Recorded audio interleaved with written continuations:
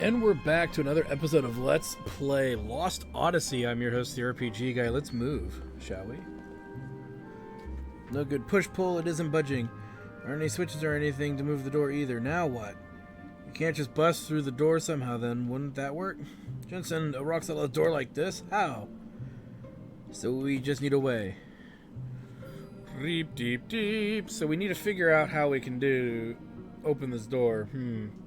What did I not do? Well, there's a lot of things that can be said and done. So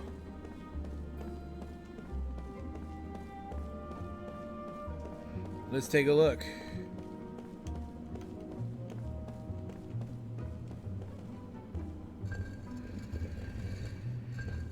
Don't worry though, it was intentional.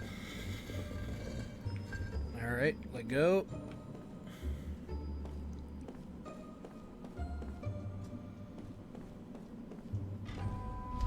Whee!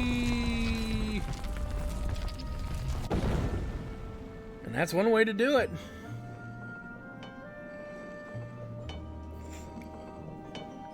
Now, we could do this earlier and it would have saved us the trouble of dodging rocks, because now we're free to move about the area, but yeah, whatever. Woohoo, we did it! Alright then, let's hurry on. But jokes aside, I like doing it last. Because again, you want to get those items as soon as possible because you could learn from them if you so choose, so on and so forth. And we have another weird, convoluted boss battle coming up. Convoluted there's only specific ways you can deal with it. And we're gonna obviously power our way through. Because I'm a big asshole.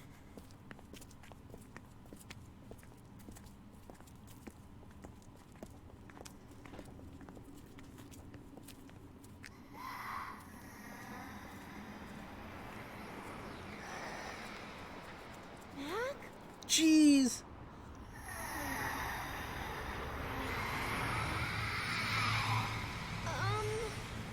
Wow. Okay, I would have actually said that myself too. Now I understand why it's a cursed forest.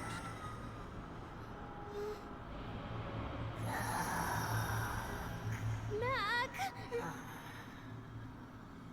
Wait. But he's calling me! Mack is possessed by the forest. If you get too close, you might end up cursed also. I have to save him. No! Bad idea! Mack!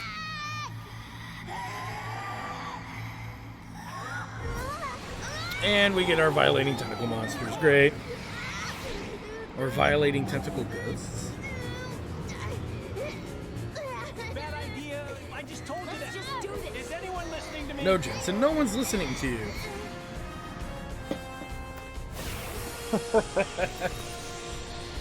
Okay, here we go.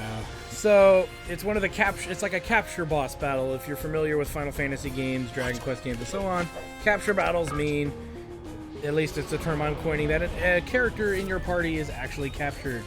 And in order to save that character, you must do things in order to get access to that character again. So, in other words, we need to attack. And you'll notice I'm using items to do this, though I really shouldn't. Hold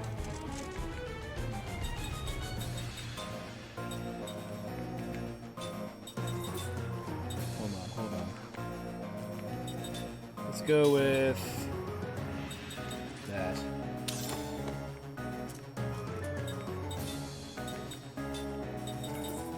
She'll get the same treatment, too. But instead, we're going to give her something else to do.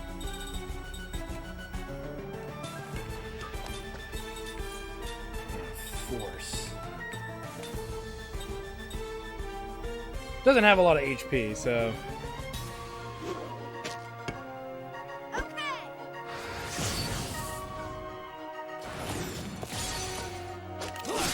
Should be able to kill it this round.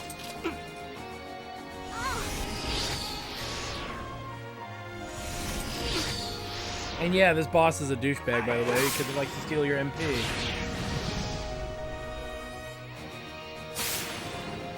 And it likes to buff itself.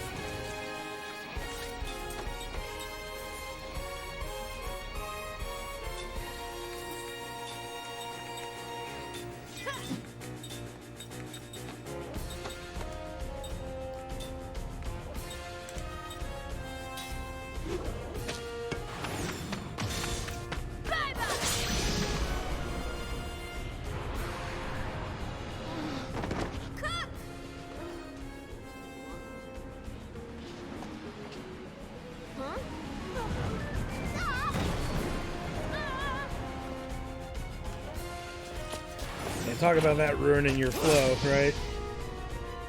Ooh, look out!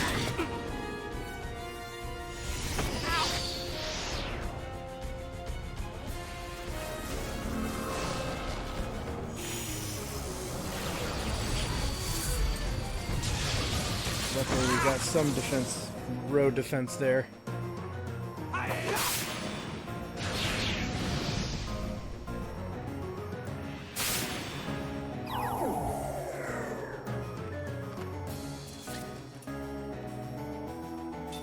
Go after this tentacle.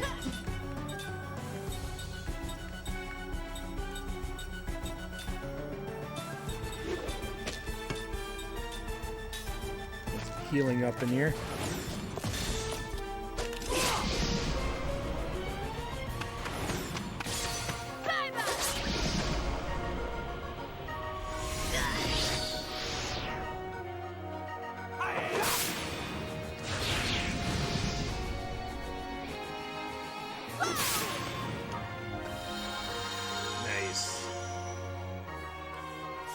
Last tentacle.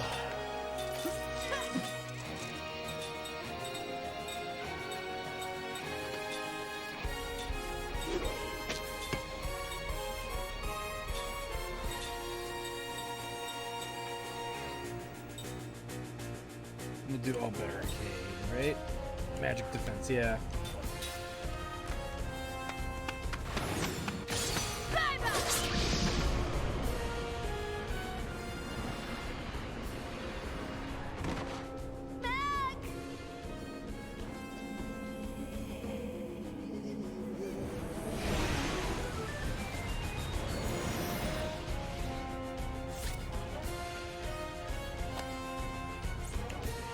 So as you can see, it's Mack. Now, we can't obviously attack him, so we'll defend. We need to do this.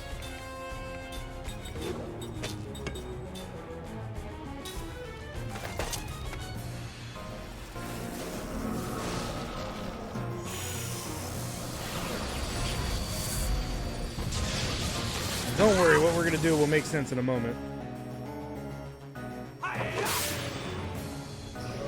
Sleepy sleep. And that gives us access to the miasma now. No, shoot, no it didn't. Let me try again here.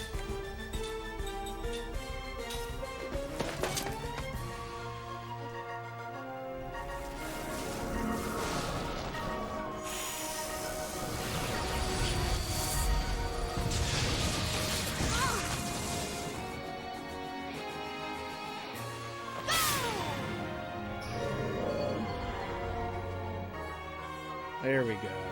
Now we can hit it. Just to make this simple, because offensive attacks aren't going to work very well against it.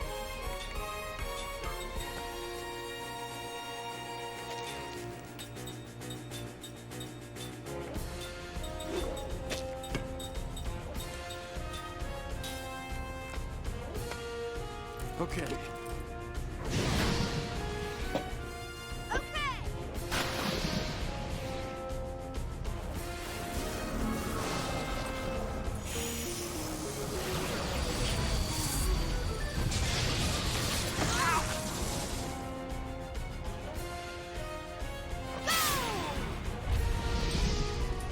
Get him! And I think we did it. If you use melee attacks, it just doesn't do very much damage, so you don't end up taking 2 rounds of this to finish it, versus the 1 round we just did, because we used bomb items instead. Again, you don't have to do that. It's just my preference.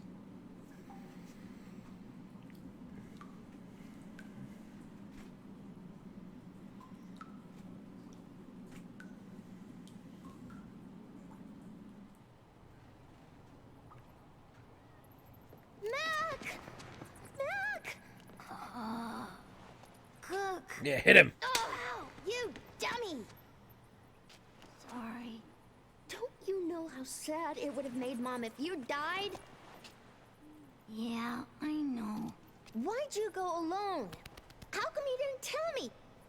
Because, Cook, you're always so cranky when someone wakes you up. Well, sorry, but still. I wanted to show Mom those flowers. I thought if I came here, I could meet her. I wanted to talk to her. You can't do that. Mom's dead. You won't ever see her again.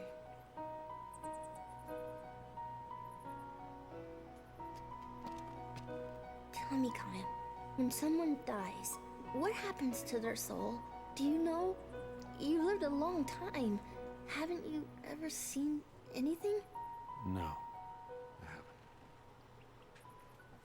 haven't. When people die, they just go away. If there's any place a soul would go, it's in your memories. That's right. People you remember are with you forever. Lyrum will continue to live on in our memories. And that's a good thing, right? Yeah. Let's return these flowers to where they belong. Another boss fight. It feels different than the spirit that attacked Mack. Well, not to me. The other one felt evil. But this is different. It's warm, tender. It's almost tranquil. You two get back. It's like me after Mexican food.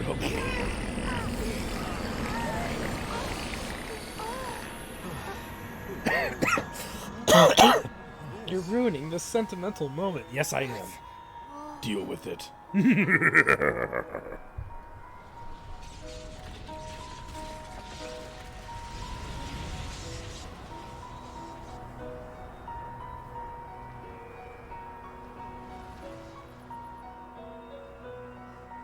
Flowers. What is this?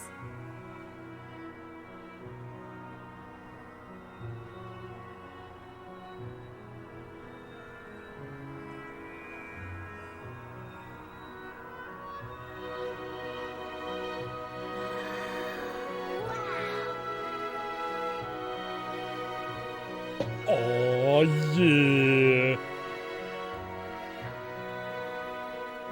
Incredible. It's a miracle. This is a miracle. It's Mom. Yeah, Mom's here. I know she's here. She heard us.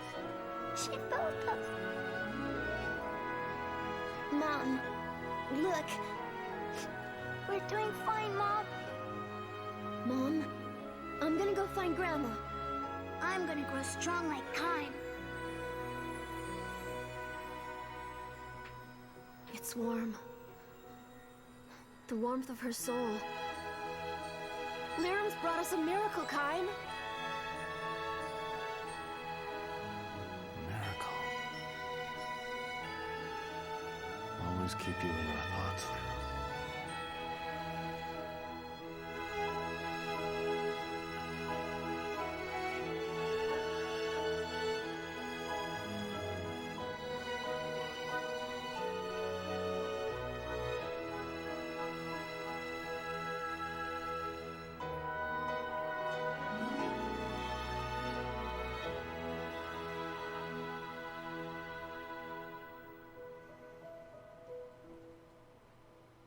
Well, there's something you don't see every day. Oh boy. Prepare to change disc. Would you like to save your game first? Yes, we are actually at a disc swap. Because unlike many Xbox 360 games, this game is 4 discs long. So, okay,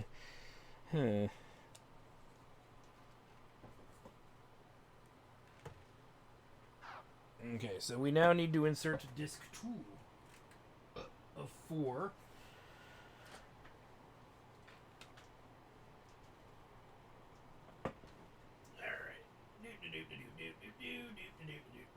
It's time to face the music. I will punch out your lights. I'll murder all your friends on the Muppet Show tonight. Alright. Disc 2 is good to go. And then the device explodes.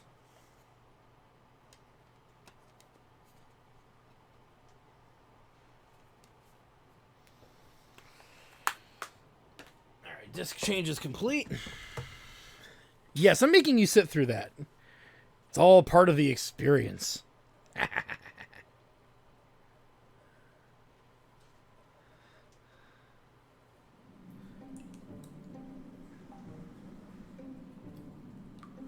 All right. As you can see, we are back in control, and we now have a full party. Let's double check our formations really quick. Now, they put Mack in the front row, which does make some sense, but not at this exact moment. And the reason why is because, and we'll take a look at Mack in a minute. Ooh, confirm. If we take a look at him, you'll notice that he has a melee weapon that's not a staff. And if you look at his stats, his strength is much better than Cook's, and it's actually even better than Jansen. So the theory that you could have is that he is a hybrid character, much like a white mage, red mage thing. Or rather, I'm sorry, a red mage, but he is actually a... I don't want to give too much away. I'll explain it in a minute when we get there. We'll just give him that for now. And we'll give him... I actually want to give him the apprentice earrings and give her the novice earrings. There's a reason for actually doing it this way. Because that way it allows for her to save her MP for more relevant fights. For healing, rather, to be more specific. Let's heal everyone up, though. But you can see that he has almost as much HP as Jensen, so eventually you could argue that he's going to be a front row character, but he's just not front row ready. He really isn't. But as you can see, he can do what's called spirit magic, which he only has a few things. He has Shadow, Power, Minda, and Chime. Now, Shadow is a low, as you can see, it takes a long time to cast.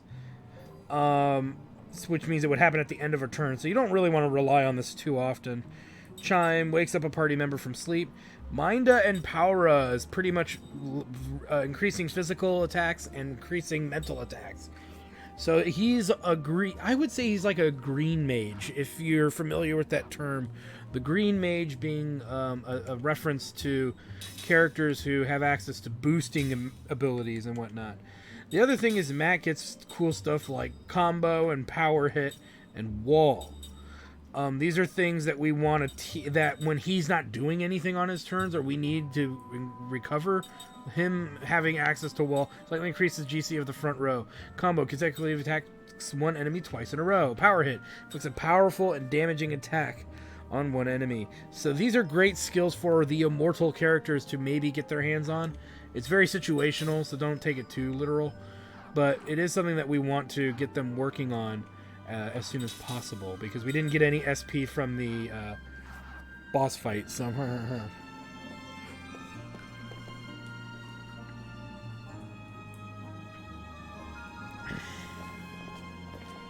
but putting him in the front row this early in the game is not necessarily a good thing.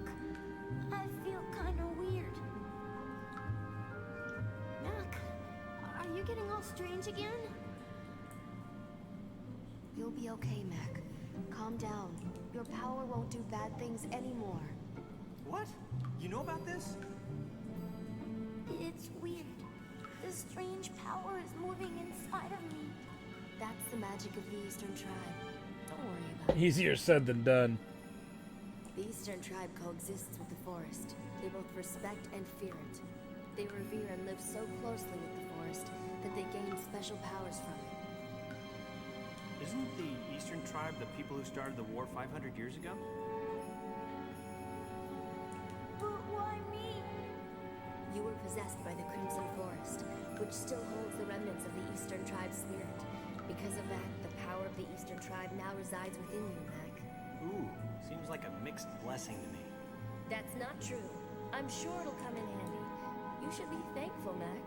Good for you, Mac. I wish I could get it. You don't suppose the Crimson Forest would possess me too, would it? Jeez. Yeah, let's all just subject ourselves to something horrifying and terrible. So, yeah, Mack, literally, I made a joke early in the game, Palom and Porum. I'm not kidding. We have Palom and Porum. Except one's not a black mage. The one is a spirit mage instead of a black mage. So, yeah, we have Palom and Porum. I have a feeling Sakaguchi really wanted to make Palom and Porum. Just think of it that way. Alright, let's head this way here. Now, here's what you need to know: is a bunch of this area of this dungeon we didn't have access to, we strangely now will have access to, and you bet your bottom dollar we want to get all of that stuff, because some of it's actually pretty good, and it's easily missable if you've forgotten that you need to do this. So we need to walk all the way around over here. I believe this is the... No? Let me think here. Oh, duh! Doing everything but the right thing. Does that mean you were doing a whole bunch of wrong things? Not necessarily. Oh, what's this? It wasn't like this before. Ah, maybe because Mack is here. Me? Seems so. There is a powerful spirit magic at work in this forest. It's likely that everything is coming back to life due to a spirit mage like Mack being here. How neat. Let's see if these things are working then.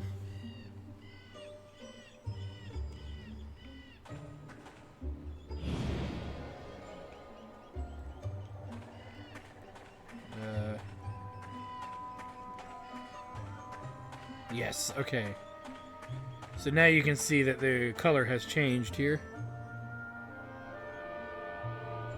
Whee! Oh, you know what? That's not even until much later. Never mind. That thing down there. Don't worry about it. Just keep a mental note of it. Get a seed.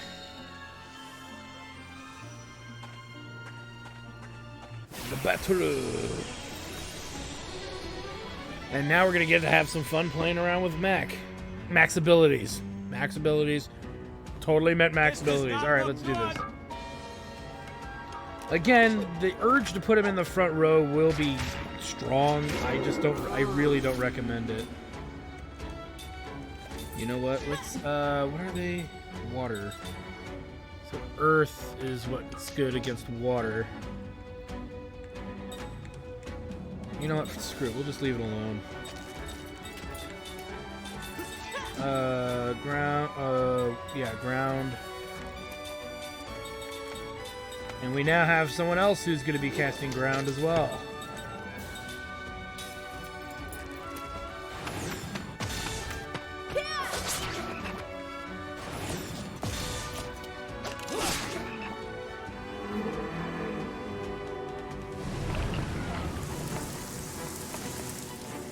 As you can see, Jensen and Cook are hurting a little bit, but not in the MP department, but nothing we can't handle.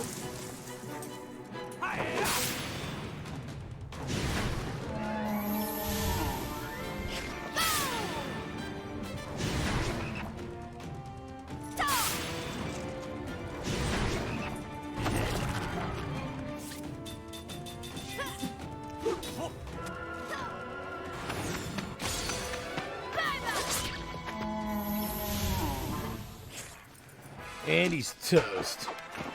It's not in my nature to lose.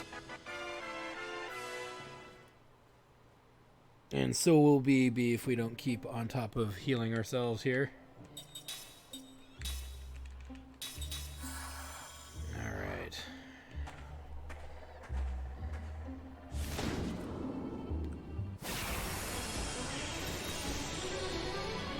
And we get a forced / scripted battle. Don't let him get away!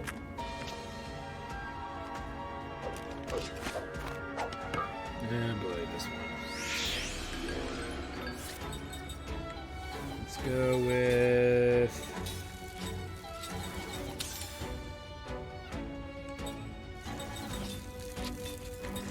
Whip.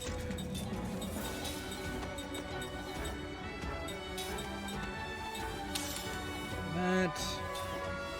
Maybe she'll be able to kill it this time.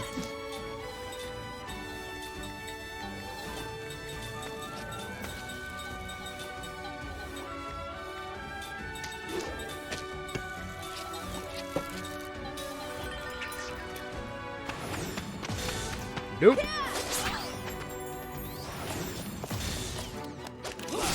No there too, huh? That sucks.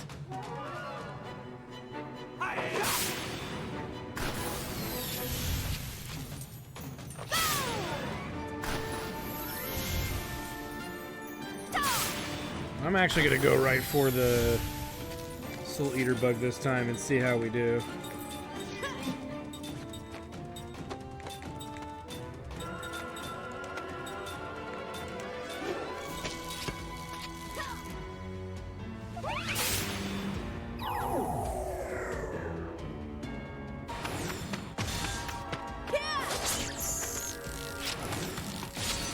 Again, he's in the back row, so I don't expect much from him. Yeah, see, that worked out better. Because we should be able to finish him off this round or next round.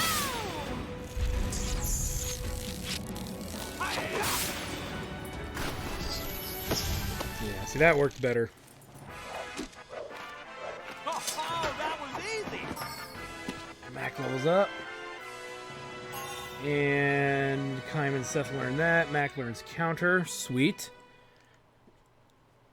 Now we need to switch out their equips here. With each other's.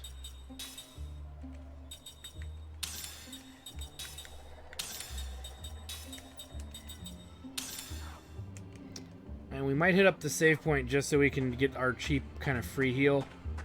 Like, I did mention I wasn't going to do it that often, but that was early in the game. Now we're getting into Disc 2. And we probably should start exploiting that as if we had tents or something. It's like the one thing they forgot to put in the game were like, there was like the tent feature. Because if I had that, I'd just use that. But we don't have access to tents in this game, so... Seems like a mild oversight.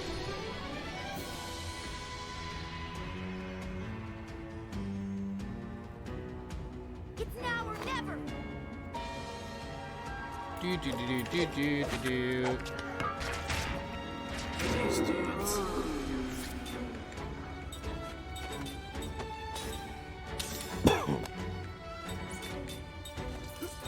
Maybe one of these other battles coming up will just stick with. Nah, the water rings should do more damage. Take back what I said. Whoa.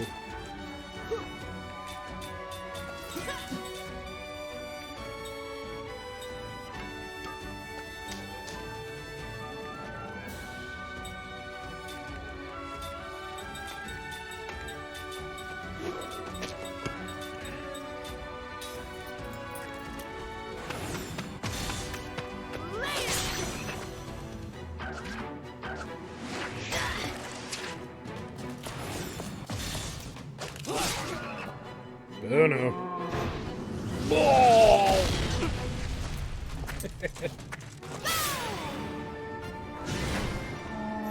The night terrors you would get just from being exposed to that. Probably should have Mack tack the weaker one of the two, but it doesn't matter. Battle's won. All the same. I wish I was stronger. And Seth and Kine both learn level 3 black magic. Yay! Time for them to learn other stuff. So they've learned pretty much everything Jensen has, but let's work on Mack here, because you can see he has stuff that takes quite a while to learn. Let's learn counter. It would actually be mildly useful. Then probably power hit and stuff like that in a little bit too. Though we could wait, theoretically, till we fight enemies that grant more SP for that, but I'm not committed to saying no. And learn Mack's other stuff since it's lower requirements. Now, really quick, we just need to go all the way. I believe there's 2. But regardless, they're both kind of in the back.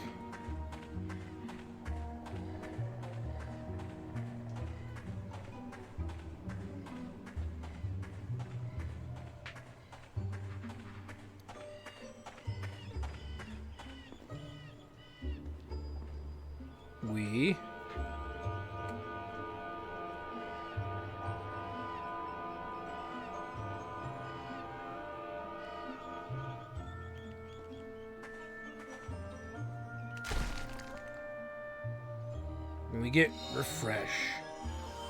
One of the best reasons to be back up in here anyway.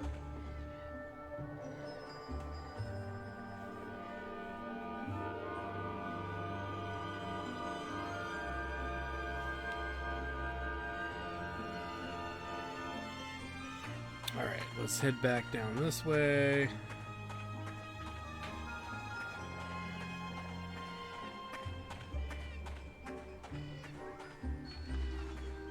I think we'll be okay on MP. We're not hurting right now, so I think we'll be fine. But we shall see. Let's take him now. What do we got? No, enemies we haven't fought yet. Which are earth-based. Which means we'll keep what we got going.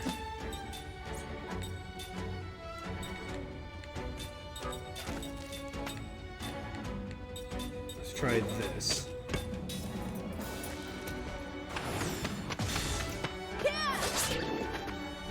God damn it.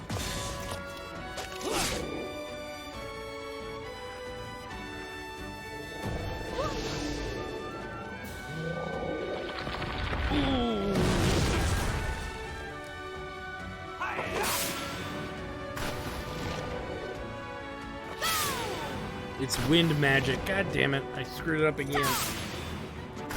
You guys can't take me anywhere. Wind.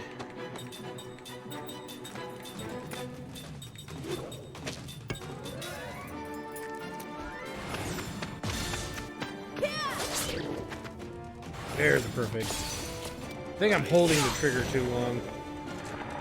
That's like 90%, I think, of my problem here. Our problem. Or my problem. It's not your guys' problem, it's my problem.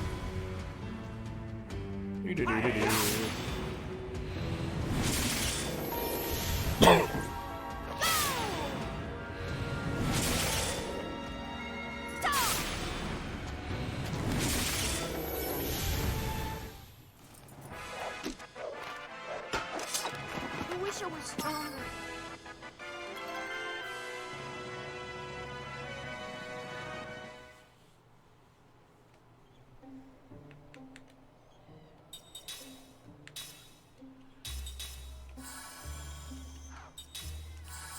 Okay, that's good enough for us to keep moving here. We won't make that a mistake again with them, with those enemies. Hopefully. And after this one, we only have one more left, and it's on the way out of here, so we don't have to go deeper, you know, into this dump. I mean, this wonderful, wonderful family location. But yeah, all things aside, got one more thing for us to do, and no, it was not that weird-looking panel. We can't do anything about that right now.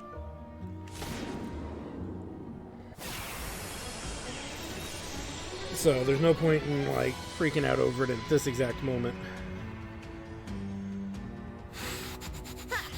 Not too smart, Bring eh? it.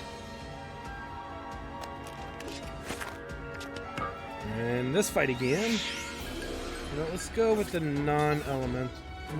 No. Because it kind of keeps the amount of rounds this goes less. And it keeps that dude from the big enemy in the back row from getting stronger.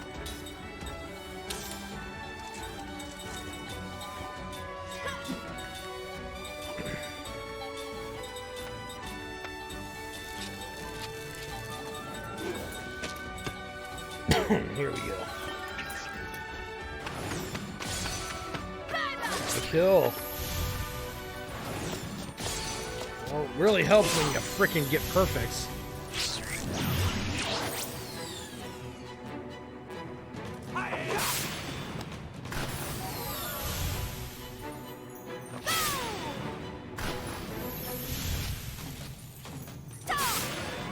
Actually, some melee attacks should just be able to pick it off before it even gets its turn.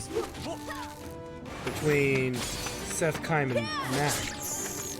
Wait, what? Oh, did I misread that? I misread that.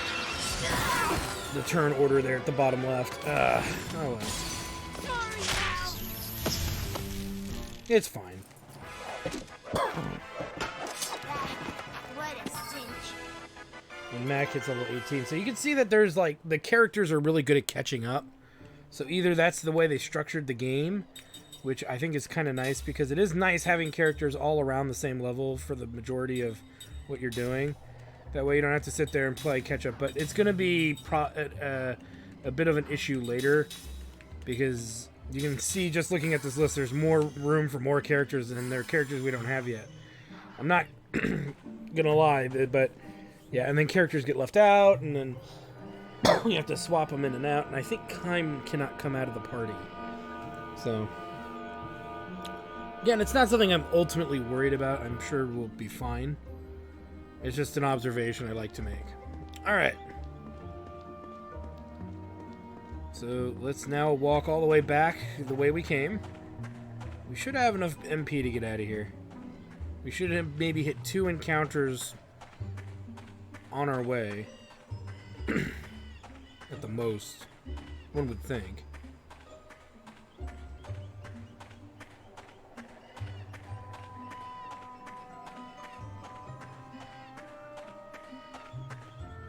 Because there's one last platform that we need to take.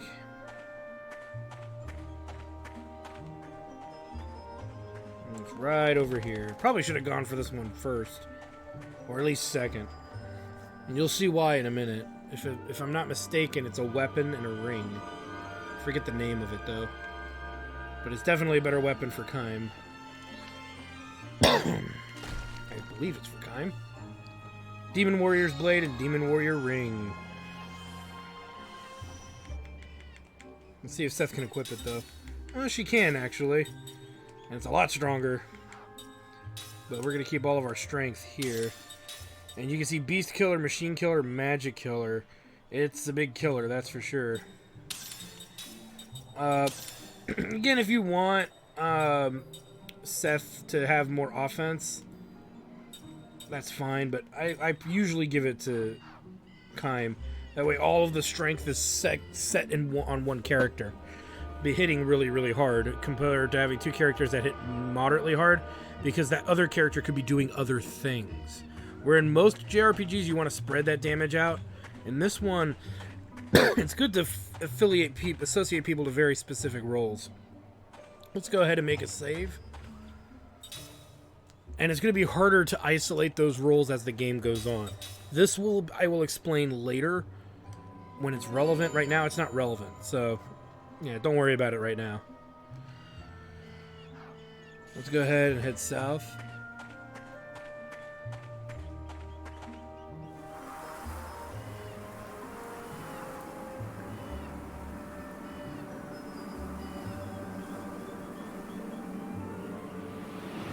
And we get a memory that was locked deep within his heart. What a weird place to have a dream memory right now.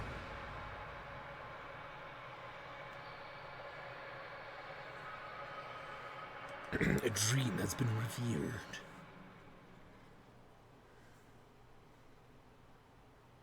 How much wood could a woodchuck chuck if woodchuck could? This happened a long, long time ago, on a small island which has since perished. They had an odd custom. They mourned their dead with song, with elegies. Elegy Island.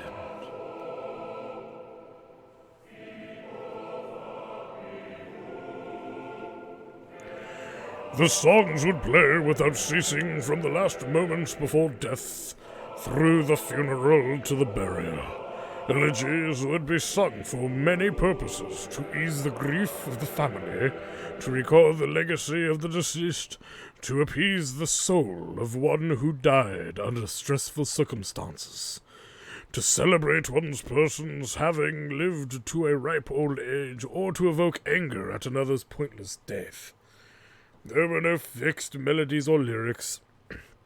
Apparently, the songs were sung without lyrics at all. No documents have survived, so all we can do is assemble oral histories, sighs the archaeologist as she views the island from the deck of the ship. The people of that island country had no writing system, which means they had no way to leave behind signs or evidence of their lives. I wish we could at least interview a few survivors, but there weren't any. Every single person was killed. The research team's archaeologist is a young woman in her 20s. Her country is the one that destroyed the island. It happened while her ancestors, 7 generations back, were still young people. I hate to badmouth my own country, she says with a shrug, but they really didn't have to go that far.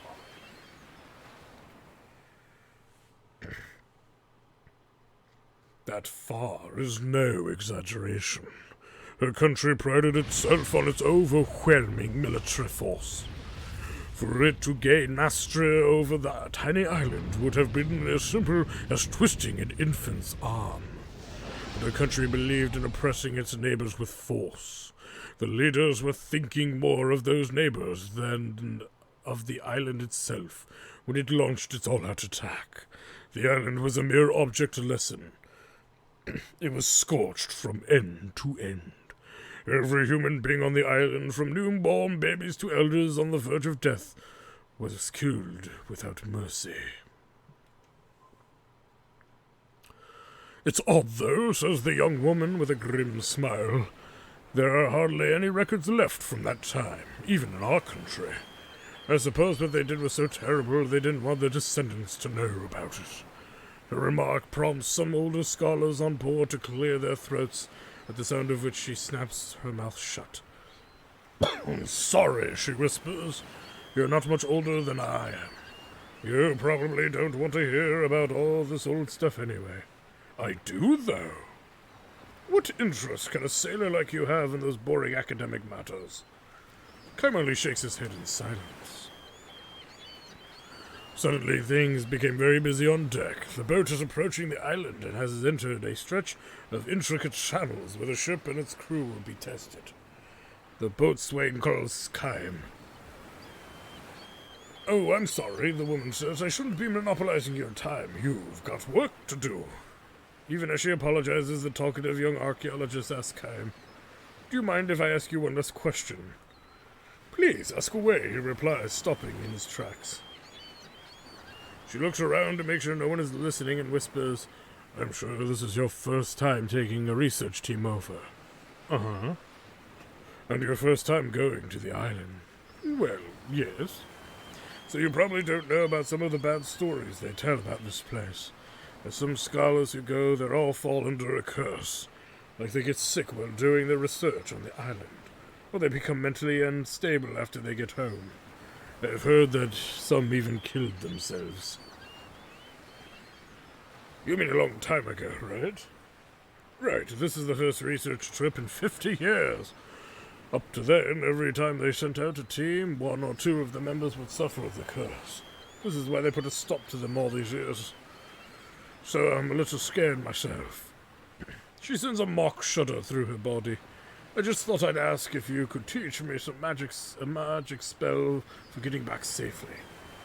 Kime looks straight at her, not merely taking in her appearance, but searching for the person deep inside.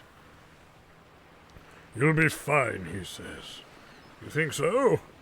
I'm pretty sure you'll be okay. She looks at him questioningly. If you hear signing, though, he adds. If you hear singing, though, he adds. Hum along with it. What do you mean, she asks, her expression increasingly uneasy, but Kime says nothing more. Get over here now, mister, the boatswain shouts at Kime, who heads for his station. You did tell the woman one white lie, though. This is not the first time coming to the island. He has been here many times before. His first trip happened a long, long time ago. As the archaeologist said, the island's elegies had no fixed melody or lyrics. They were all sung extemporaneously and never repeated. 100 deaths required 100 elegies, nor did mourners agree in advance on the nature of their elegy before they started singing. At first, each would sing his or her own song, expressing his or her own feelings about the deceased. Eventually, the jumble of songs would come together into a single melody without any singer taking the lead. In the culture of this island that had no writing, there was, of course, no musical notation. There was no instruments for accompaniment either. Each mourner in grieving for the loved one would give voice to hopes for a peaceful last journey, and a song would emerge. Kime's travels first brought him here when the island was at peace, which is to say, centuries ago. He happened to arrive just after the death of the village elder. For 3 days and nights the elegy was sung around the clock. The island people's song, which shook the darkness and reverberated all across the clear, blue daytime sky, left its mark with a certain ennobling comfort in the breast of Kime, a man for whom fate had decreed that no one would ever sing an elegy. To think that such an island has been burned to the ground, that people fled in all directions at once and were murdered one at a time. It was an absolute bloodbath. Kime knows about the atrocities that accompanied the butchery, things that were not handed down to the generations of the young archaeologists. Had it wished to, the woman's country would have taken control of the island in a single night, but instead it used its military powers to chase down each of the island's inhabitants over a period of several days, as if carefully filling in the blank spaces in a coloring book. The island became enveloped in elegies. At first, while the living still outnumbered the dead, voices in elegiac song all but shook the island with their volume. As the days went on, however, and the dead came to outnumber the living, the sobbing voices and song grew ever fainter. When the battle reached its final phase, the few remaining islanders who had been cornered in the island's northern tip fled into a large cave. They resigned themselves to death. All that was left for them to do was pray that they might be allowed to die with some degree of peace. But even this small measure of hope they were unable to wring from their attackers. The army of the archaeologist country went for maximum brutality. They entered the cave with every weapon at their command, and they dragged out and killed 1 islander per day. Today it was an old man. The next day it was a young man. The day after that they tortured to death a young mother with an infant at her breast. And the following day the infant they tore from her arms was put to death. The elegies resounded without interruption. The singing voices that escaped from the cave invaded the ears of the soldiers who were carrying on the massacre. Those soldiers with kind hearts collapsed one after another, or they went mad and left the front line. Song was the final weapon of the islanders who had no other means to fight. They went on singing as they struggled against starvation, thirst, and their own fears. The commanding officer of the anti-insurgency force ordered his men to fill in the mouth of the cave. If they buried the people alive, he thought the singing would no longer be audible. Nevertheless, faint singing continued, It went on day after day. Rainy days, clear days, daytime, nighttime, it continued, but no longer without breaks, which gradually increased in length. The singing went beyond being an elegy for a single person and became a song suffused with the sorrow of all the living things on the island. About the time the season ended, the last thin thread of singing died out. The army left the island. Not a single record of these military operations was left. Never again did anyone come to live on the island. The first research team in 50 years is plagued by difficulties. One scholar after another collapses. Almost every day someone is sent out to the vessel anchored offshore sick. All of the scholars moan with pain, blocking their ears. The situation is exactly what it was before the island was sealed off from the research. Kaim knows exactly what is happening. The ocean breeze sweeping across the island sounds like a song. The branches swaying in the forest sound like a song. The birds in the trees sound like a song. The babbling of a brook sounds like a song. The treading of boots on piled upon leaves sounds like a song. The crashing and receding of waves on the shore sound like a song. The elegy for the island that people sang with every last bit of life they could dredge up from inside themselves now is being sung by the island itself. Please stop. I beg you, please stop. The scholars cry out in their delirium, covering their ears. I don't know what we did. It was our ancestors, not us. The scholars who moan the scholars who moan this here anger and sorrow in the constantly resounding elegy. What they say is true. It is not their fault. But they have been given no knowledge of what happened on this island so long ago.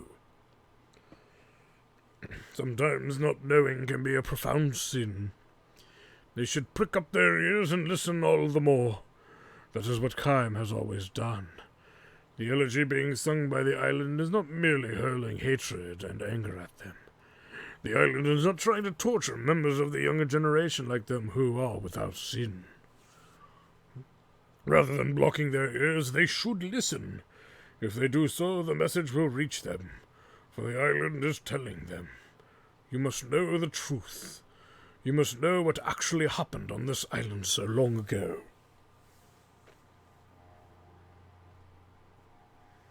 The investigation ends much earlier than originally planned. Most of the research team have returned to the ship, their health broken, and some of the more seriously ill members have been sent home. It is no longer possible to continue the work. The young archaeologist who spoke to Kaim on the way is one of the few who have persevered to the end. Thanks to you, she says to Kaim. As soon as she climbed from the launch into the ship, she saw Kaim standing on deck and hurried over to him. She looked haggard, but her fatigue is clearly less physical than mental. Still, her eyes harbor a strong-willed gleam. Did you hear the singing? He asks. I did, she says with a nod, looking back at the receding island. It was so sad. Just as she had thought, she was able to open herself to the sadness. Did you sing along with it? Yes, I did that, too. Partially because of what you said to me, but I also found myself humming the same tune quite naturally. Kaim nods and smiles at her. This is the first time he had encountered anyone with a heart to hear the island's elegy. This time when I get home, she says, I want to do more serious research on the war. It's something I have to do. I almost feel I don't have any choice in the matter. I'm glad to hear that, he says. I might turn up some facts that my country finds inconvenient, but I feel it is absolutely necessary to learn the truth, to know what actually happened. The ship emerges into the open sea. A single white bird flies out from the island as if seeing the ship off on its journey. Tracing a great arc against the blue sky, it releases one high, ringing cry. No longer an elegy, This is a song of joy and forgiveness, signaling the dawn of a new age. Yeah, that's a pretty messed up story, huh? Boy. But yes, the darkness. I want to thank you guys for stopping by. I'm your host, the RPG Guy. Like, comment, subscribe, and all that good stuff. Check out my Twitch channel at twitch.tv/JackTartStudios for more live gaming action. Our Chairman of the Board Tabletop show is live on Tuesdays and some Sundays. So sometimes you get it twice a week. And you also can get our Hobo Headcrab Blind Play show, which is normally on Thursday nights at 7:30 to around 7:30 starting. Sometimes we start at 8. Depends on timing and everything else. But it's a wonderful show. We have a really good time. And you don't want to miss out on all the cool stuff that goes down. Where Hobo Headcrab and I, well, specifically Hobo Headcrab, he blind plays through JRPG games he missed out on as a kid. And his genuine reactions are great, you know. And he's played games like Chrono Trigger, Final Fantasy X, Grandia 2, and Earthbound, and his reactions are amazing because, again, when he was born in the mid '90s, so he never really got to play those old games, and so for him, his reactions are great, and to play classics like he's playing for the first time, unruined for him, is an awesome thing. And I sit there as his guide, and you get to see us live, visually. We have a camera for that show, which is always fun. So anyway, thanks for stopping by, guys. We will see you guys next time. Let's just finish this battle up here really quick and see what we get for our trouble. Because we might want to get our characters on a new road for stuff. That was close. Yes, so Kaim and Seth were encountered. Yay. We'll put them on something else, and we'll hit up that save point, and we'll get a free recovery while we're at it. So, yeah. Let's get them doing something really quick.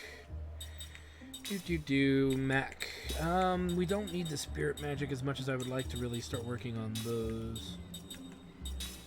Against my better judgment. Yeah, we don't really need these two that much. And their gear-wise, what the hell are they doing? Oh, they're almost there. Okay, cool. Anyway, thanks for stopping by, guys. We will see you guys next time.